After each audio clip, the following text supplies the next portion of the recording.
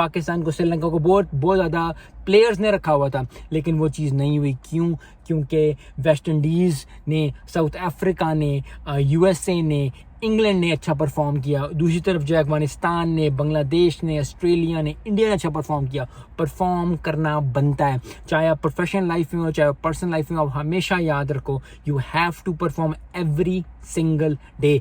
आप अपनी प्राइज जो your eye should not be away from the prize. अगर आपने ग्लिम्स किया तो लोग की बहुत टफ कंपटीशन है, जिंदगी में बहुत tough competition. You have to be on your toes every single day. जैसा मुझे मेरे उस्ताद कहा करते थे जब मैं यूनिवर्सिटी में पढ़ता था कि you have to pull up your socks. आप थोड़ी देर बात नहीं कर सकते, आप जो है वो रेस्ट नहीं कर सकते। अगर आपने कोई चीज़ अचीव करनी है, चाहे वो प्रोफेशनल लाइफ में हो, चाहे वो पर्सनल लाइफ में हो, you have to give 100% every single day. That is what it is. So I think बहुत ज़बरदस्त मैच होने वाला है, बहुत ज़बरदस्त मैचेस